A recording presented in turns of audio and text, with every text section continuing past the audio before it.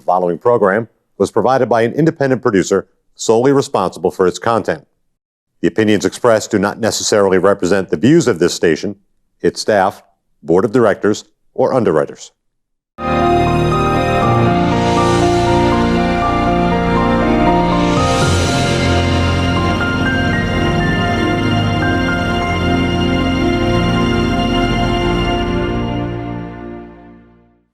Hello, and help me welcome Don Davidson. Don, welcome to People's View. Thank you, Carl. As ex-mayor, you're now coming in as one to join the Fire Commission.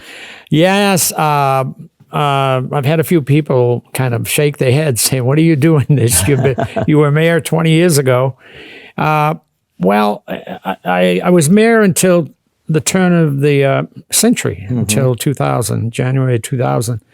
And then about a year and a half later, I served on the Fire Commission. There was a vacancy that came up, and I was appointed to fill the seat.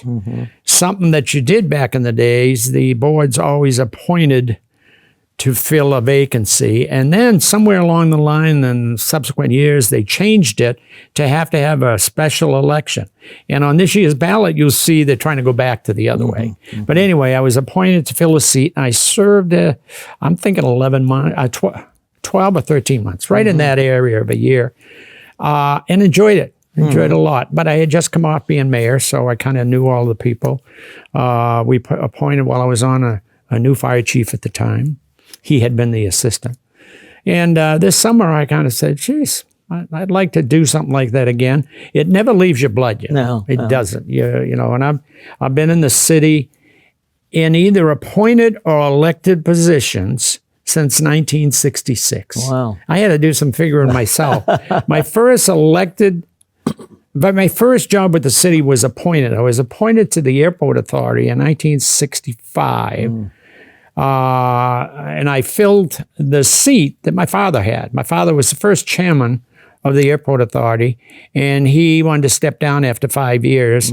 And I was in my young 20s then, and we went to the Board of Aldermen, and in those days, that's how you interviewed. You went to the Board of Aldermen and interviewed, and so I got appointed to fill this seat. And then the next year I said, I think I want to try an election. So I ran for Ward 1 selectman, and I won. Now, a selectman, as you know, in a city does not have the power or the work or everything that a town, a selectman in a town is very important. Yeah. We just do ward work, but that was the beginning. And then I subsequently ran for alderman, and I was living in Ward 8. And then I ran for a state rep from Ward 8. And then I ran alderman at large. And I spent 14 years as an alderman. And then, of course, I ran for mayor in the late 90s. And then served, as I said, the 1 year appointed position on the Fire Commission. And it's not a heavy lift job. I mean, it's certainly not being mayor or anything like that. You're familiar with all the administrative duties, and you know what works and doesn't work just from those years of experience. Yes, just from that exposure I had back then. And I did some research, because I've been away from it a while, but I did some research on our fire department. And this year's budget, the 2019 budget, it's about $23 million for the fire service. And our fire department here in Nashua has 6 stations. For our viewers who really may be new to the city or don't know, we have Amherst Street. We have Airport.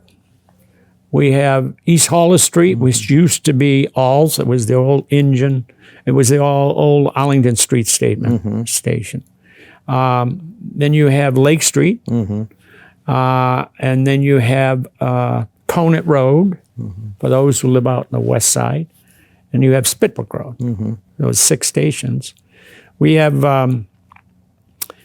12 pieces of equipment. And when you think about it, that's not a lot for a city like us, but it's enough. Manchester has quite a few more than. We have 6 engines. We have 3 ladders, which includes the tower. One of the ladders is that big tower that can reach, tall buildings. And then we have 3 spares. These are engines that have been replaced, but are in really good shape, and they keep them as emergency spares. If one of our regular engines breaks down, they pull that out.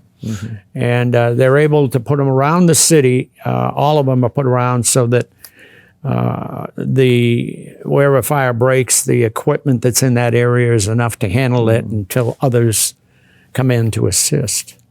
Well, I saw the possibility of building a new station, too, because of the school situation. Right. That is something I hope, if I'm elected, I can be involved in, because all my years of being in government, I helped build high schools and police stations and parking garages and all that. So it'd be fun to be involved with a fire station. And yes, the demographics of the city have been moving around, and it's such now that there would be a good plus to the city if we probably had a station in one of those kind of vacant areas of a station. When I was mayor, I tried to get 2 one-bay stations built. Didn't have enough horsepower to do it at the time. One of them was going to be in the southwest corner down by as you go down towards Hollis Depot, going down Main Dunstable Road. And the other one was going to be right up on the Merrimack line. Now, I don't know what they're planning now. I mean, I hope to get in. And the Merrimack line one was, I was working as mayor to get the town of Merrimack to use that. That's interesting. So it would cut down the cost. Sure. We had to have the unions buy in because you get different. But I thought it was a very practical approach to the need. It was going to be right up in the very corner of Amherst Street, just as you enter, right by Pennachuck Square. Right. And then it would serve both those areas. And of course, again, I don't know what they've been planning. I hope they've been planning something like that, because that part of Merrimack has really grown. That's right. I mean, they have malls up there now and everything. So that's kind of that's the thing that kind of got me enthused about trying to get on board. So you think you could work with Merrimack like that? We were able to do it 20 years ago. Okay. I wouldn't think it would be any different today, especially when it's a win-win from both sides. But I'm getting way ahead of myself. I'm only a candidate. But this is telling the audience what you might do, where you have background, and something that might influence them and how they want to vote. Somebody who's going to be ready for the situation that they picture coming up. Yeah, well, I'd like to get on to do whatever I can to help the fire department and the city. As I said, I think earlier, it's in your blood when you've been doing it as long as I have. It never really goes away. As you get older, you get to realize you can't do everything you want to do. But this is something that would not be a problem. Well, your experience is very worthwhile in a situation like that. I see that our budgets are always growing. That's always a big problem. Taxes have gone up, assessments have gone up, and everything like that. And you've worked with some of those things. Oh, yes. So I would think that this helps you help us. Well, again, with the budget experience I've had on the big level, I think I could help the fire department in the same way. And of course, one thing in a community like us, actually, even if it's a small community, the big thing, first of all, the bulk of the budget is payroll. Right. No matter what budget it is, it's payroll, your employees. But the big thing on top of that is the retirement. Retirement is a big chunk of any budget. Oh, yeah. And of course, people spend 20, 25, 30 years working for that retirement, so you got to make sure it's robust. Financially. Right. But you can't have a department just extract itself from the city. That budget's got to be one giant budget. Right. And my thought is whatever I can do to make our budget more efficient but give the same benefits, I'd like to do. Well, is there any other element of that? I mean, the equipment isn't too cheap either. Oh, God, no. No, equipment is very expensive. I don't know what it is today, but when I was mayor, we did get a new truck during the time I was mayor, and it took 3 budgets to buy it. What we did is we put a chunk in 3 times, 3 different budget years, so that the year we had to pay the bill, it wasn't hitting that budget that year. And I'm sure that's the way they still do it. I am not totally researched on whether we need a new truck in the near future or not, but I am sure that if they build a station, you're going to need a new truck. But we have 3 spares, remember, which is very nice. I mean, it wasn't too far back, 3 decades ago, 30 years plus, we didn't have any spares. How long does it take to between the time you decide you want one and you get it? Well, today's different. I keep saying today's different because in fact it is. I mean, we're 2020 now, and I was involved in late 90s, and then prior to that, way back, the times change, and so the building ability changes. My guesstimate, it would take, because I know back when I was mayor, we were looking at a minimum of 2 years per station, but they were going to be cookie cutter stations, where Joni did one engineering design work and all that, and they were going to be the same. The bays might be reversed, but they were going to be the same. And that was about 2 years back then. That's from when you say go with the plans and to getting the truck to back in the Well, that gives station. you time, too, to bring up your budget to Oh, pay for yes, that. yes.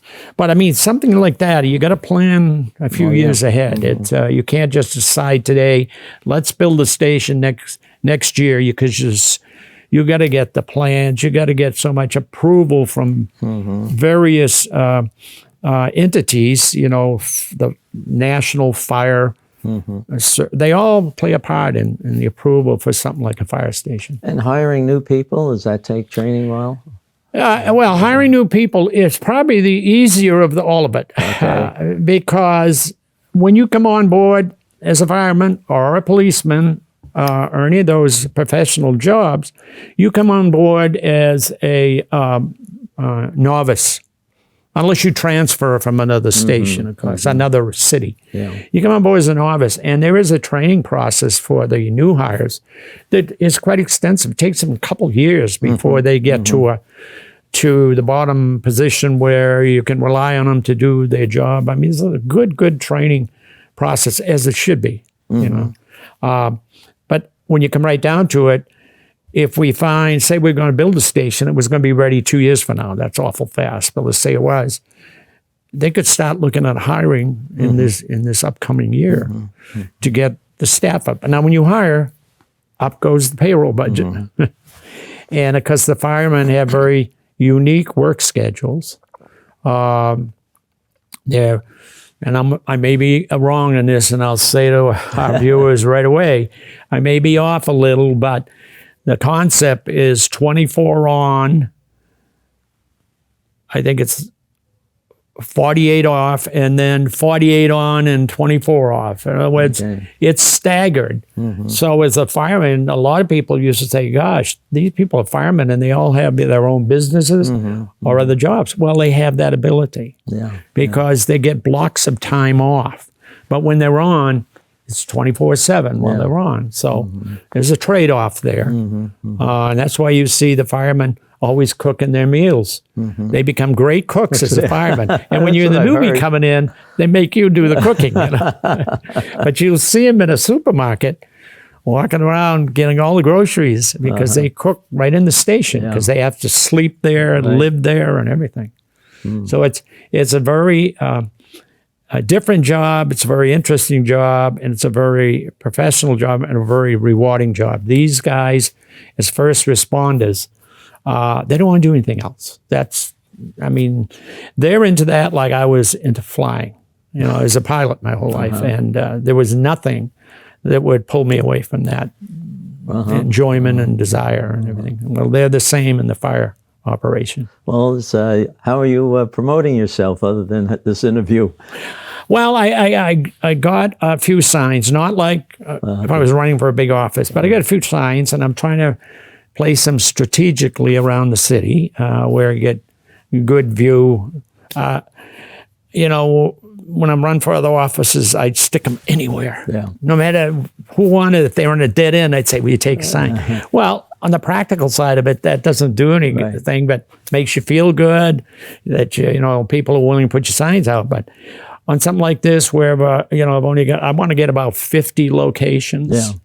I've got about half of them out now, and I'll that's good. finish them. Nothing overwhelming, but I just want to get it so people see the name, and that's all I'm looking for. Okay. You know?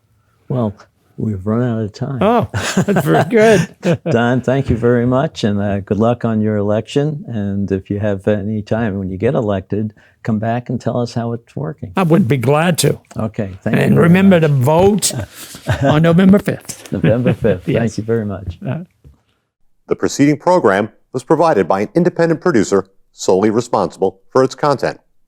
The opinions expressed do not necessarily represent the views of this station, its staff, board of directors, or underwriters.